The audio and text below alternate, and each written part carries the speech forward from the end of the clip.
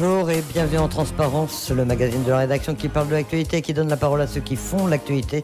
Et notre invité ce midi, c'est le député Philippe Gomès, tête de liste Calédonie Ensemble dans la province Sud. Bonjour. Bonjour. Merci d'avoir accepté notre invitation dans le cadre de cette campagne pour les provinciales du 12 mai. Première question, pourquoi avoir fait durer le suspense comme ça sur la tête de liste?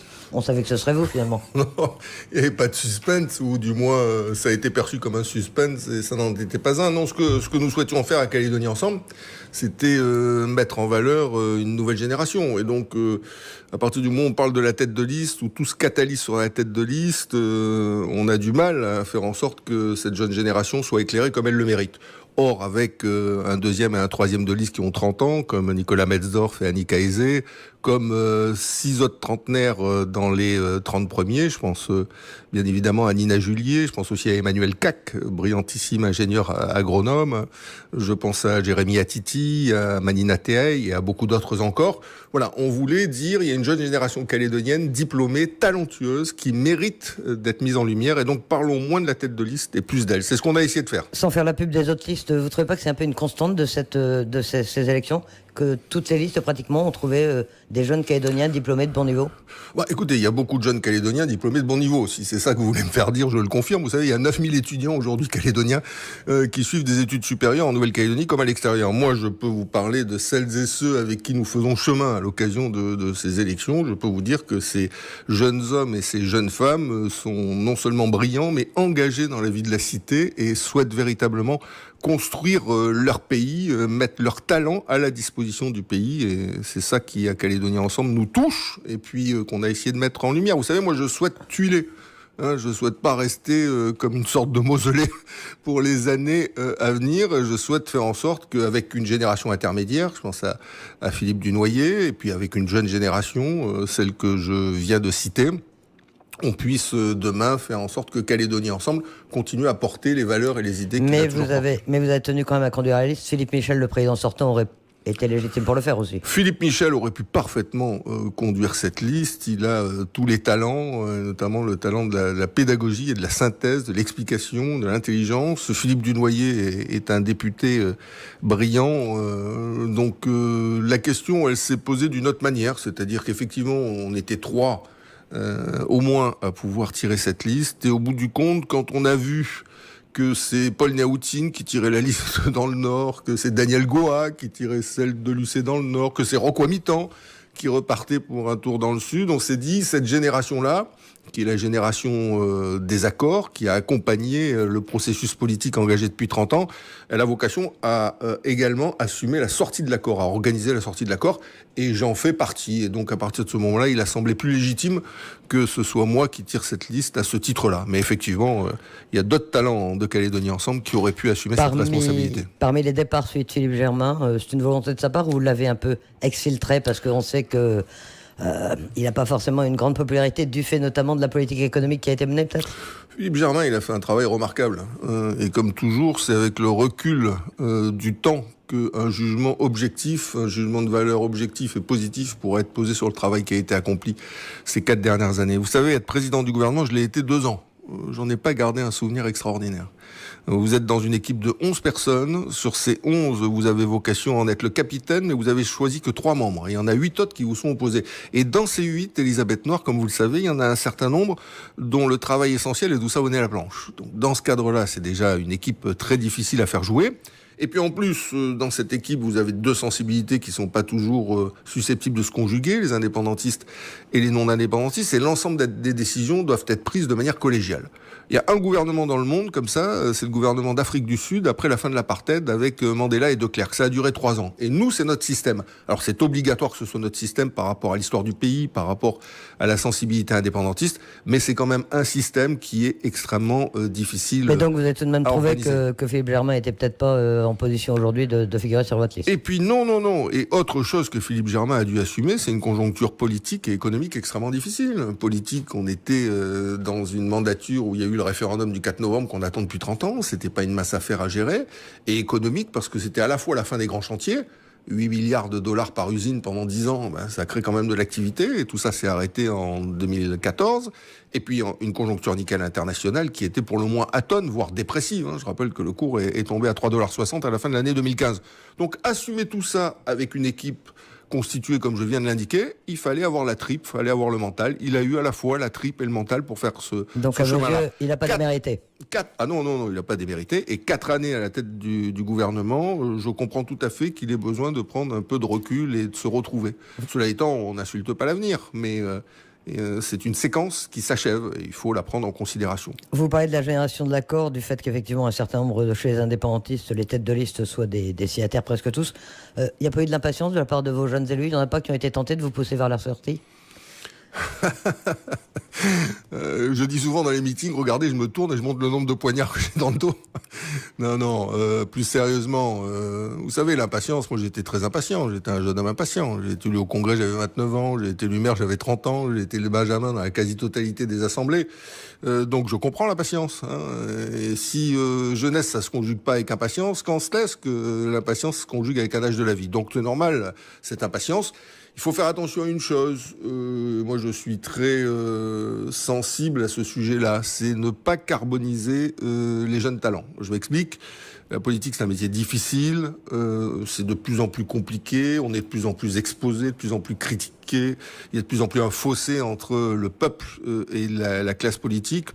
En métropole, il y a un sondage, 90% des Français sont favorables à la suppression de la moitié des députés. On sait dire un petit peu l'opinion que le peuple peut avoir des politiques. Je vais vous en donner une autre qui m'intéresse beaucoup. Il y a un sondage qui était paru dans l'Express il y a maintenant une quinzaine d'années de ça.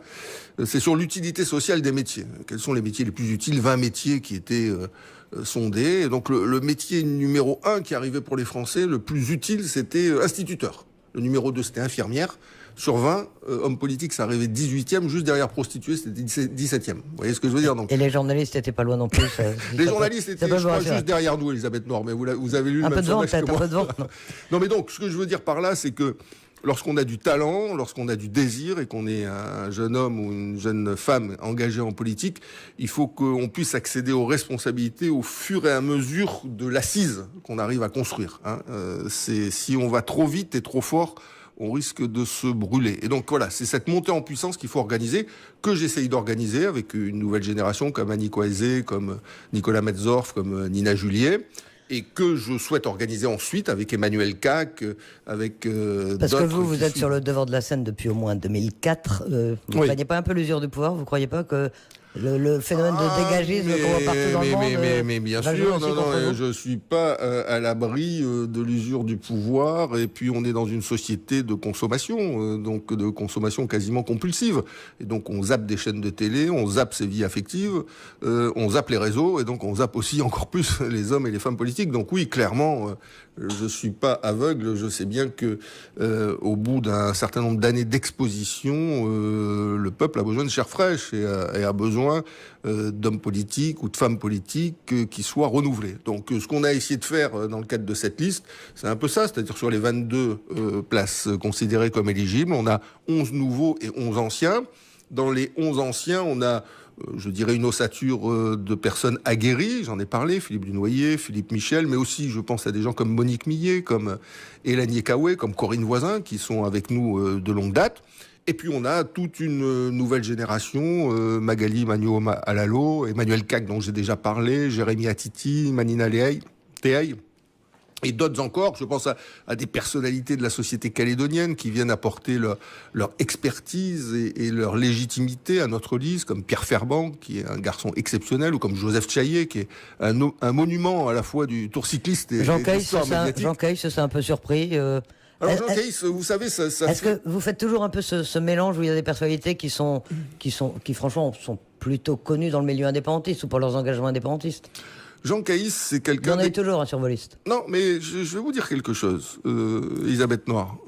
On va parler très franchement. Jean Caïs, c'est quelqu'un, et vous allez le découvrir, il est exceptionnel.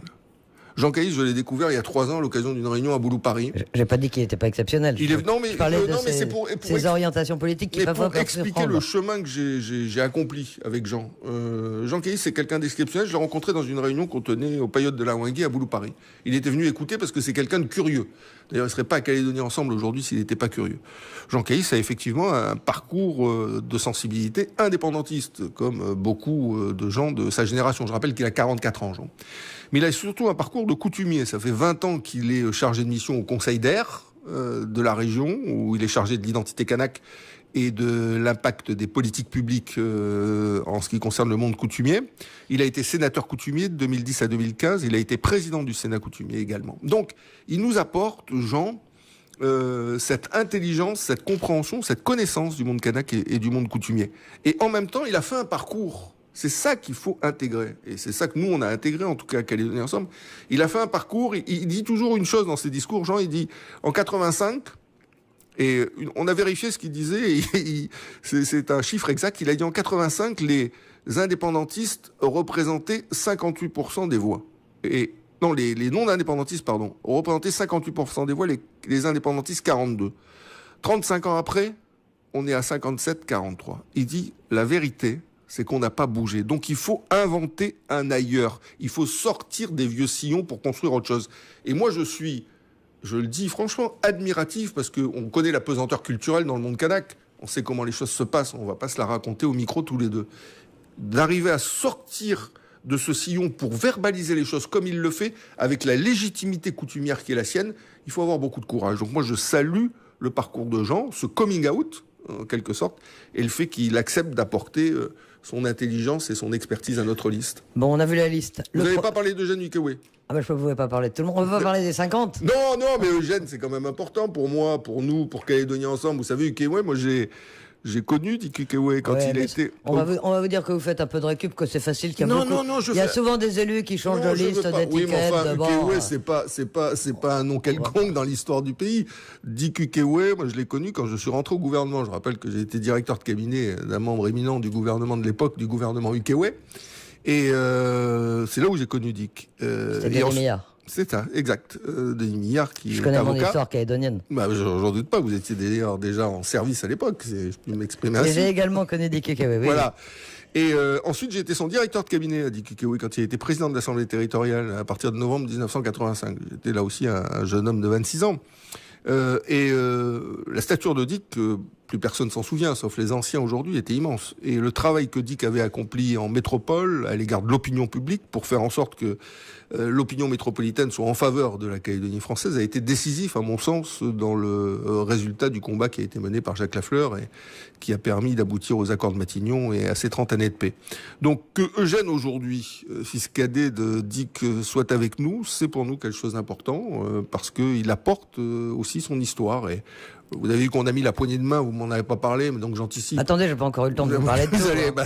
On a mis la poignée de main comme illustration de notre campagne. Certains vous reprochent, et vous le savez, de préempter un peu la poignée de main, alors qu'elle appartient, vous en serez d'accord avec moi, à tous les Calédoniens, pas plus à Calédonie Ensemble qu'aux autres partis. Elle appartient pas plus à Calédonie Ensemble qu'aux autres formations politiques. Elle fait partie du récit collectif, de notre patrimoine collectif. Mais nous, on considère à Calédonie Ensemble, aujourd'hui, on est libre de le faire, on considère que on est les héritiers de cette poignée de main et que la philosophie qu'on développe aujourd'hui dans cette campagne, elle s'inspire directement du courage et des convictions de ces deux hommes, des convictions opposées qui ont su à un moment donné être plus grandes que leur vie, sortir de leur moule pour décider de construire un pays. Donc voilà, on est totalement là-dedans. D'ailleurs, on est les seuls qui proposons à l'occasion de cette campagne autre chose que le deux référendums binaires qu'on essaye de nous présenter comme des portes de sortie pour l'accord de Nouméa.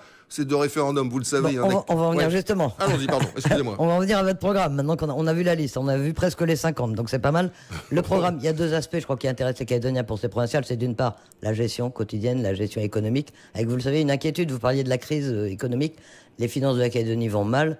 Comment vous pouvez redonner confiance aux Calédoniens sur ce plan-là, alors qu'on en parlait il y a un instant, on reproche beaucoup la politique qui a été menée ces derniers mois et la pénalisation notamment du secteur économique. Les chefs d'entreprise ont l'impression d'avoir été maltraités. Oui, les chefs d'entreprise ont l'impression d'avoir été maltraités. Les chefs d'entreprise demandent depuis une bonne quinzaine d'années la mise en place d'une TVA, ce qu'on appelle aujourd'hui la TGC. Elle a été réclamée à corps et à cri par le MEDEF, à grand renfort de conférences de presse et d'assemblée générale.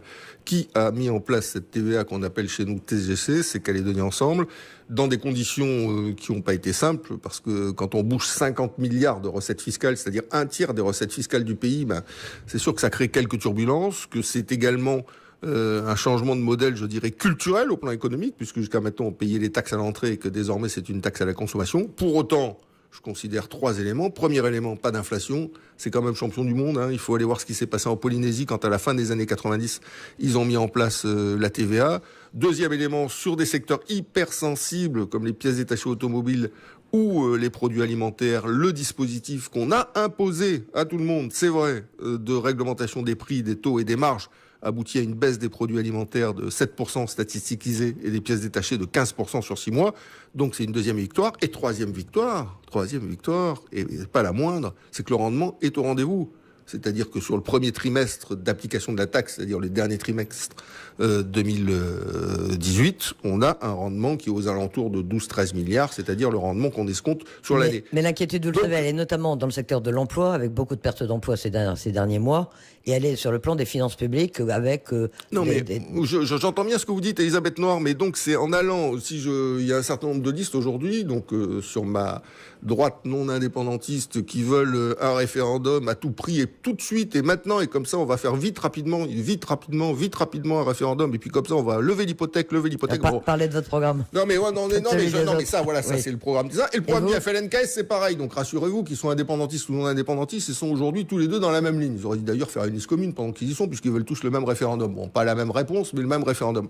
Nous, on est les seuls dans cet espace qui produisons un autre concept. On dit, au lieu de ces deux référendums d'avenir opposés, qui vont nous faire entrer dans un tunnel de confrontation, de rapport de force, d'opposition, de tension entre Calédoniens, et un tunnel de crise économique, parce que bien évidemment, si on pose tous les 2 jours une question aux Calédoniens pour ou contre la dépendance, ça favorise pas ni l'investissement des entreprises, ni la consommation des ménages.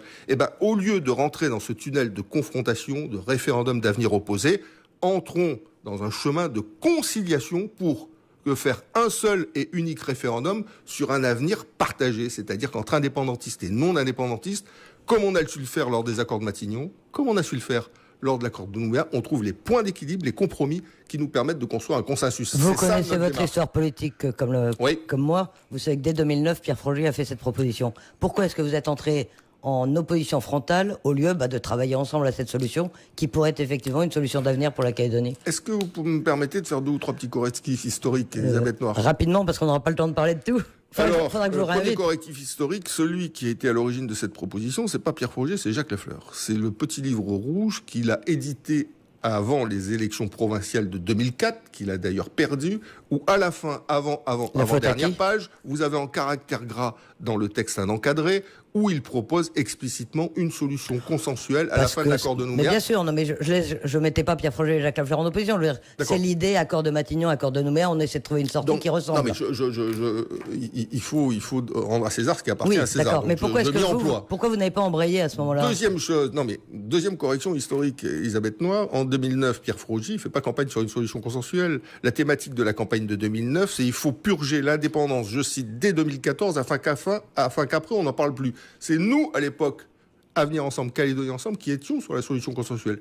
Pierre Frogier c'est des corrections historiques, donc elles ont une importance relative, donc je vais m'arrêter là. Mais Pierre Frogier n'a opté n'a fait ressusciter la solution consensuelle qu'au moment des 2 drapeaux, c'est-à-dire à partir de 2010. Un peu avant fin 2009. La solution consensuelle, deuxième chose, elle n'est pas pareille avant le référendum du 4 novembre 2018 et après. Je m'explique. Quand on fait la promotion d'une solution consensuelle avant le référendum du 4 novembre 2018, on l'a fait dans un espace politique qui n'est pas délimité, puisqu'au total, quid du rapport de force entre indépendantistes et non indépendantistes? On a effectivement les résultats des provinciales, mais un référendum, c'est pas le résultat des provinciales. C'est autre chose, c'est un autre type de vote.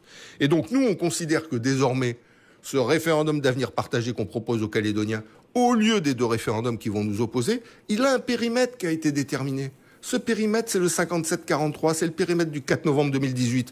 Et on aura beau poser la question 10 fois chaque année, on va se retrouver dans ce périmètre, puisque c'est le même corps électoral qui va répondre à la même question. Donc, un consensus à construire dans ce périmètre, c'est un consensus où, bien sûr, il faut qu'on aille les uns vers les autres, c'est clair, on reste pas chacun sur notre aventin, mais c'est un consensus qui, politiquement, se situe pas dans le même espace et avec les mêmes bornes qu'un consensus avant le référendum. Quels interlocuteurs pour éviter ces 2e et 3e référendums? On sent bien, vous allez me dire que c'est une posture et on peut tous le comprendre, mais qu'aujourd'hui les indépendantistes restent dans l'accord, tout l'accord, rien que l'accord, ce qui était derrière votre position aussi il y a quelques temps, et ils disent il faut aller au 2e et au 3e et on n'en bougera pas.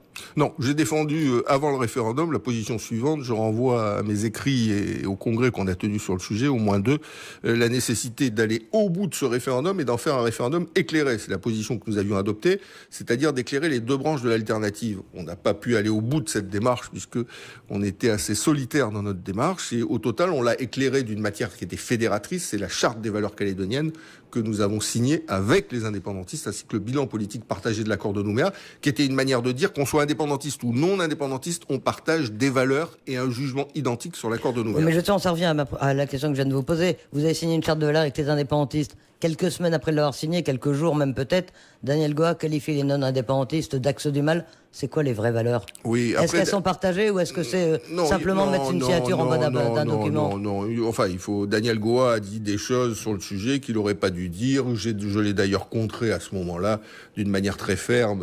J'étais invité à l'émission du dimanche soir sur Nouvelle-Calédonie Première et je l'ai dit non. Il y a bien sûr des choses qu'on ne doit pas dire. On ne peut pas signer une charte de valeurs et ensuite parler d'axe du mal. Il a dérapé, c'est regrettable, mais enfin, vous savez, quand on fait de la politique, parfois on dérape et il faut savoir le reconnaître. Donc, non. La charte des valeurs calédoniennes a été signée, elle a été assumée par les indépendantistes, ils en ont d'ailleurs largement parlé pendant cette campagne référendaire, et je crois qu'elle ancre un certain nombre de choses que nous partageons, même si nous sommes idéologiquement opposés. Il y a un peuple calédonien, il y a un vivre ensemble calédonien, il y a une démarche commune. Un peuple calédonien, vous savez que c'est aussi une notion qui est contestée. Alors elle est contestée par certains, mais... Allez-y. On va pas revenir sur tous les termes. Non, parce que là, on va passer 5 heures ensemble, Elisabeth. C'est pas que je n'y prends pas de plaisir, mais vous avez des obligations cet après-midi et moi aussi. Donc on va devoir, hélas, séparer. Donc sur le référendum d'avenir partagé que nous proposons, nous considérons que les interlocuteurs, au contraire, sont au rendez-vous. Si Paul Néautine a décidé de, une nouvelle fois, diriger la liste du Nord, si Daniel Goa dirige également celle de l'UC dans le Nord, si Rocco Mitan dirige celle du Sud, ça témoigne de quelque chose. Ça témoigne qu'il y a une génération, qui est celle des accords de Matignon et de Nouméa, indépendantiste, qui a donc tout le vécu de l'histoire, qui a donc tout le patrimoine de ce vivre ensemble et de ce processus de décolonisation et d'émancipation qui a été effectué au sein de la République, qui est prête à assumer ses responsabilités dans le cadre de la sortie de l'accord. Alors vous me dites, oui, mais aujourd'hui, ils disent référendum, Kanaki, point barre. Hors de Kanaki, point de salut. Moi, je dis, on verra bien après. Je rappelle que quand Jacques Lafleur va voir Jean-Marie Tjibaou pour les accords de Matignon, c'est juste après la grotte d'Ouvéa, il y a 25 morts au tapis. Et qu'est-ce qu'il dit, Jacques Lafleur? Il dit Jean-Marie Tjibaou, c'est un terroriste. Et qu'est-ce qu'il dit? Il dit il faut dissoudre le FLNKS par décret en Conseil des ministres. Et Jean-Marie Tjibaou a des mots aussi peu amènes sur Jacques Lafleur. Un mois après, ils se sont serrés la main, ils ont signé. Donc, ce qui relève de la vulgate politique, il y a ce qui relève de la vulgate politique, de l'idéologie, des campagnes électorales, des postures, parce qu'on veut rassurer un électorat qui est pour une part notamment au FLNKS captif, et puis il y a ce qui relève de la réalité politique. Et moi je dis, faut pas prendre Paul Néautine, Rocco Mitan et Daniel Goa pour des petits poulets du jour. Ils ont quand même 35 années d'existence politique, les uns et les autres. Ils savent que les 18 000 voix d'écart entre indépendantistes et non-indépendantistes, c'est pas comme le sucre dans le café, c'est pas soluble, ça va pas disparaître, qu'on pourra poser 2 fois la question supplémentaire aux Calédoniens et que ça changera pas le résultat à la sortie, où il sera du moins à peu près équivalent. Donc, le sujet, c'est comment, une fois qu'on a intégré ce fait politique, qui est le fait politique du référendum, comment on arrive à retrouver des équilibres entre nous, des équilibres intelligents qui nous permettent de ne pas nous opposer, de continuer à construire le développement économique et à construire le vivre ensemble. C'est ça le sujet. Il n'y a pas d'autre sujet. Oui, non, tout le problème est là, et c'est aussi les inquiétudes qu'on a entendues ici ou là. C'est quelles concessions peuvent encore être faites aux indépendantistes, puisque dans une négociation, il y a des concessions de part ou d'autre. La frontière est très fine entre la très large autonomie et l'indépendance. Est-ce que l'indépendance association est une solution qui, pour vous, pourrait être celle qui est trouvée? Je suis radicalement, définitivement, irrémédiablement opposé à toute forme d'indépendance association. Pourquoi?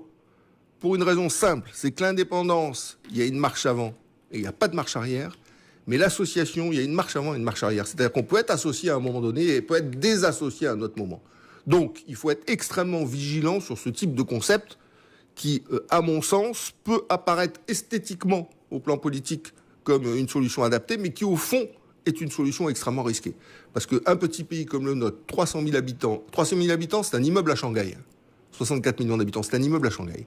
300 000 habitants comme ça, qui décident d'être souverain de manière pleine et entière et qui, à la sortie, se retrouve à la merci de tous les prédateurs de la région, et notamment de la Chine, c'est quelque chose qui, à mon avis, serait totalement irresponsable. Alors, où mettre le curseur et comment trouver une solution que les indépendantistes puissent accepter? Ça se construit, ça ne se décrète pas. On n'arrive pas en décrétant le consensus. Un consensus, ça se construit autour d'une table. Quand on est parti sur la charte des valeurs, on était à des opposés d'une distance considérable. Et on a réussi, 120 heures de discussion, à se rapprocher, à trouver les mots pour parler des valeurs républicaines, les indépendantistes en parlent, des valeurs kanak, les non-indépendantistes en parlent, et des valeurs chrétiennes, on en a parlé ensemble, d'une façon qui soit susceptible d'être acceptée la et charte, tolérée. C'est un document, c'est pas comme un statut qui va devoir engager l'avenir des Le préambule, Calédoniens. c'est qu'un document aussi, et vous savez très bien, comme moi, Elisabeth Noir, l'importance du préambule. Attention aux documents, parce qu'on dit que c'est pas concret. La charte des valeurs n'a pas la même portée, vous en êtes bien conscient. Vous avez un raisonnement très occidental. La civilisation kanak, c'est une civilisation de symboles. C'est ça qu'il faut comprendre avant toute chose. Ce qui était le plus important pour les indépendantistes dans le cadre de l'accord de Nouméa, c'est le préambule. C'est ce qu'ils avaient appelé le préalable du geste fort. Oui, mais je vous dis, la charte des valeurs n'a pas la même portée. Non, ça n'a pas la même portée.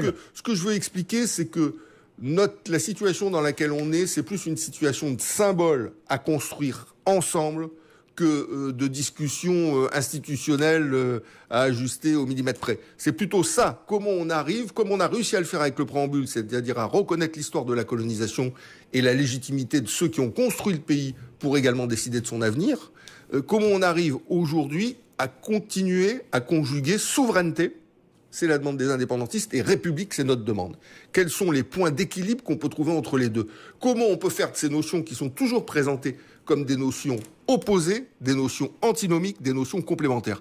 Moi, je dis toujours, Elisabeth Noir, l'émancipation et la décolonisation, c'est pas l'antichambre de l'indépendance, c'est l'antidote à l'indépendance. Et que si on veut continuer notre chemin au sein de la République, il va falloir faire preuve à la fois d'intelligence et de respect des convictions de ceux qui ne pensent pas comme nous. L'État avait évoqué des discussions après les provinciales. Vous avez des nouvelles? Est-ce qu'il s'intéresse au dossier ou est-ce que vraiment, pour l'instant, la Calédonie est sortie des radars nationaux? Je crois qu'ils ont 2 ou 3 gilets jaunes sur la voie publique qui leur causent quelques difficultés. Il ne me semble pas que le dossier calédonien soit au cœur de leurs préoccupations actuellement. Donc c'est des initiatives qui vont devoir être prises localement plutôt? Moi, j'ai toujours été favorable à ce que nous prenions des initiatives entre Calédoniens. Voilà, parce qu'on ne peut pas dire on s'émancipe, on se décolonise, on est dans le domaine de la souveraineté partagée, puisque l'État exerce sa souveraineté dans le domaine des compétences régaliennes, et nous exerçons notre souveraineté dans tous les autres domaines de compétences, et puis en même temps être toujours en attente des initiatives de l'État pour faire quelque chose. Je trouve d'ailleurs que les indépendantistes là-dessus sont assez contradictoires ou assez schizophrènes. Bon. Nous, en ce qui me concerne, donc, on considère que c'est entre Calédoniens qu'on doit prendre des initiatives. Mais, principe de réalité, force est de constater que quand l'État prend des initiatives, les indépendantistes se mettent plus facilement autour de la table que quand c'est les non-indépendantistes qui prennent des initiatives. Et donc, je crains, ça se passera en tout cas comme ça, que c'est l'État qui réamorce le processus de discussion entre nous. Mais si c'était possible, moi, au lendemain du 12 mai, nous, on souhaite que le dialogue soit réinitié à notre niveau, en Nouvelle-Calédonie, entre gens du pays.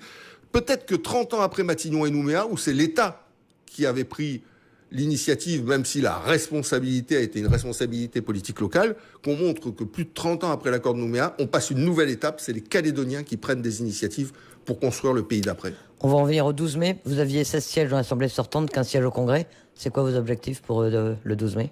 Je considère qu'on doit pouvoir, le 12 mai prochain, en ce qui concerne la province sud, puisque vous me parlez de la province sud... c'est là où vous conduisez la liste. C'est là où je conduis la liste, mais vous avez en même temps parlé du Congrès. Alors, comme vous le savez, on avait 2 élus Congrès également issus de la province nord, et j'espère, malgré les turpitudes louécotiennes, qu'on aura un siège en province... Elles sont bien partagées, les turpitudes dans le nord et dans les îles. Un mot sur la province des îles. On va pas avoir le temps, Un tout petit mot, pour dire que simplement que Philippe Dunoyer, avec Annick Aizé, fait au premier tour des élections législatives 700 voix, et que Sonia Backès avec Simon Lecotte en fait 100.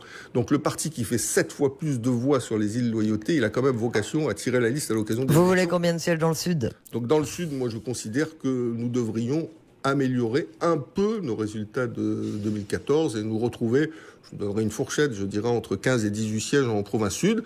Je souhaite que dans le Nord, avec la liste remarquable qui a été constituée avec Gérard Poadja, Valérie Souris-Lavergne, Pierre Delumeau, Yasmina Metzorf et Bernard Nénou, qu'on puisse retrouver les 2 sièges que nous avions au Congrès et 3 dans l'Assemblée de la province Nord, et que nous restions, c'est important pour nous, Calédonie Ensemble, c'est pas un parti comme un autre, c'est pas un parti de la ville, c'est un parti de la ville, des vallées, des tribus et des villages, c'est un parti de la Grande Terre et des îles Loyauté, qu'on puisse retrouver notre situation actuelle au Congrès, c'est-à-dire d'être la première formation politique de Nouvelle-Calédonie. Et après quelles alliances? La seule pluriethnique. Il n'y aura aucune majorité, ni à la province, ni il n'y a jamais au de Congrès. majorité au Congrès. Le seul moment où il y a eu une majorité au Congrès, c'est en 1989, le rassemblement RPCR à l'époque, tiré par Jacques Lafleur, avait fait 27 sièges. C'est le seul moment où il y a eu une majorité au Congrès. Depuis lors, il n'y en a jamais eu. Alors ces derniers temps, on vous a beaucoup reproché de faire une alliance avec l'UNI et le l'UC au Congrès de la Nouvelle-Calédonie. Est-ce que c'est le même scénario qui va être reproduit, ou est-ce que vous envisagez là, dans la période particulière de la Nouvelle-Calédonie, d'envisager d'autres alliances ?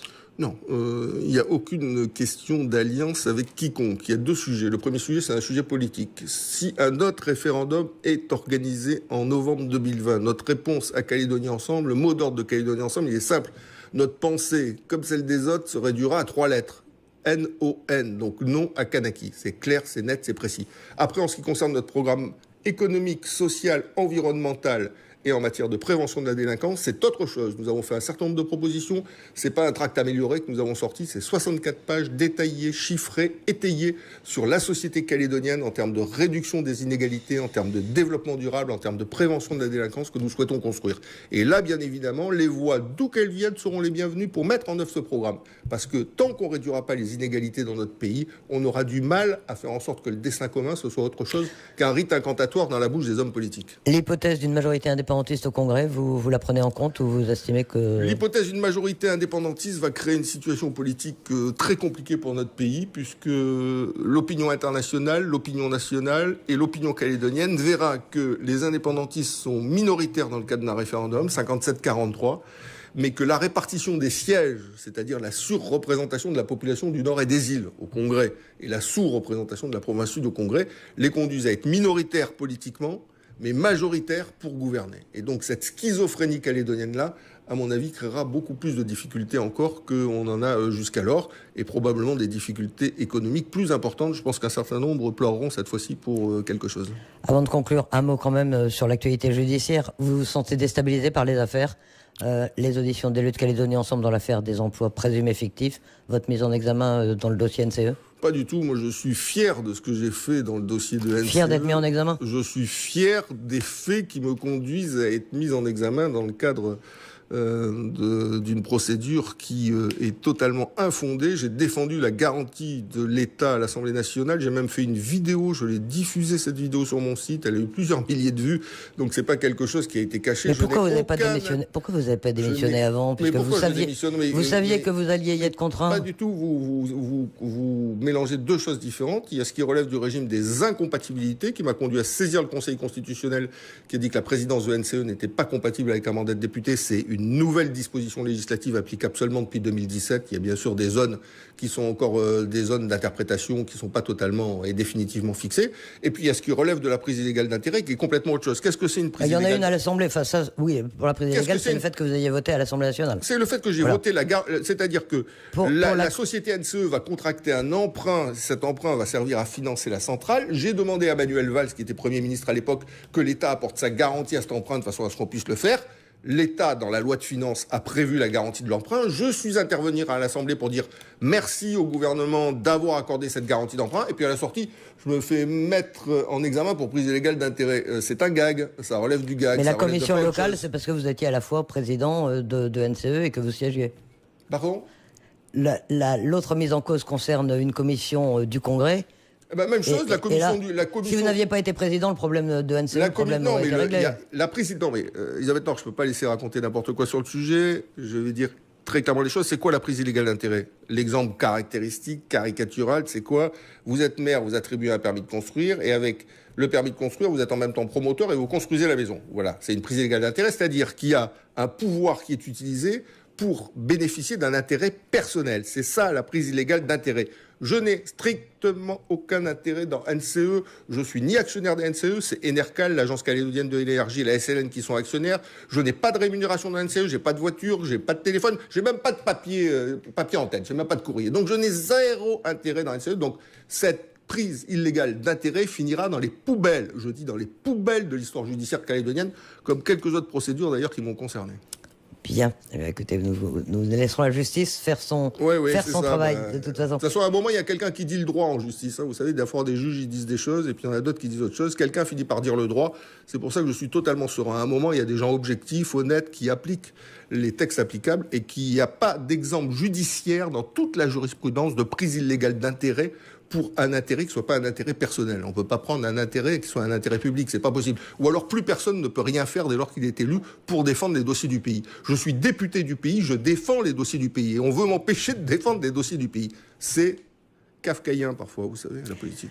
Tête de liste, on imagine que vous allez vous engager vraiment dans la campagne. D'ailleurs, vous avez l'air décidé à le faire. Je suis archi engagé dans la campagne. C'est pas parce que je suis pas dans la lumière que je suis pas engagé dans la campagne. Il y en a qui méritent d'être dans la lumière pendant cette campagne. Philippe Dunoyer, Philippe Michel sont intervenus à de nombreuses reprises. Nina Julier, Nicolas Metzdorf, Annika Aizé aussi. Demain, vous verrez des filles formidables. Magali Manuel-Allo, Emmanuel Kac, vous allez les découvrir. Vous verrez qu'elles ont beaucoup de choses à dire et probablement que ces nouveaux visages contribueront à mieux faire passer les messages que parfois certains anciens. Eh bien, merci en tout cas d'être venu sur Radio Merci de l'échange.